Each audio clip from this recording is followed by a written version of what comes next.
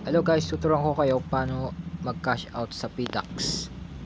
So click nyo lang tong cash out. Kuwari na may balance tayong 582. Click natin tong cash out. Then dito bank e-wallet, click natin to. Dito kung ano yung gusto nyong option, kuwari na Paymaya kayo. Wala yatang Paymaya dito. Pay, wala nga.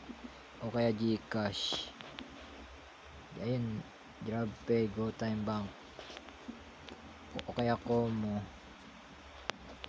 East-West. Ayan, Como, meron akong Como. So karaniwan kasi GCash, so GCash lang tayo, G-Exchange. So yan guys, dito magkano ba yung ano natin, 582. So may bayad kasi dito guys pala. Dito kung mamimili kayong transfer type, pag peso note kasi merong ano niya, mabagal siya, up to 3 days siya. Ang pilang niya is 10 pesos. So ang gagawin ko ay pipiliin ko tong InstaPay para mabilis lang siya, real time, mabilis lang yan. Ang pay niya 15 pesos. So guys, ang balance natin ay 582. So negative negative 15 minus 15, edi magiging ano na lang to, 52. Yan, tama. Dito ilalagay mo yung account name ng GCash mo saka account number ng GCash. Tapos ito yung total niya. Ito si total niya. Dagdagan pa natin ng 7 yan. Dagdagan pa natin ng 67 para maging 582 yung balance natin. Tapos ito yung total niya, 582. So yan siya guys. So input ko na yung aking details.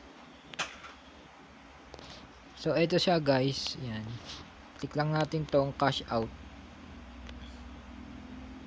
Then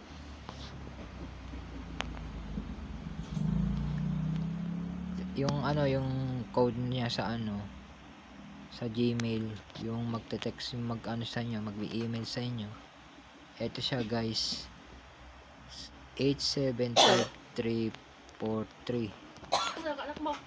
875343 confirm. Sige na, So yan, processing na siya guys. So yan, check natin kung pumasok na. Parang pumasok na ata, nag-email na. Ay, ganun kabilis, so pumasok na siya kagad. You have received 567. Ayun. Ayun, from PDAX siya, from PDAX. GCash from PDAX with account ending, yun. So ganun ang kabilis pumasok, mag-cash out sa PDAX. Click natin kung pumasok na.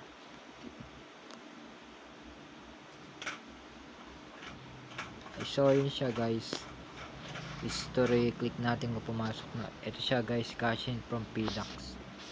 So yun, ganun lang kabilis. Napakadali mag cash out sa PDAX, real time transfer.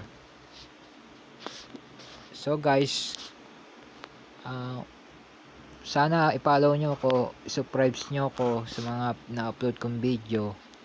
Sana supportan nyo ako. Maraming salamat.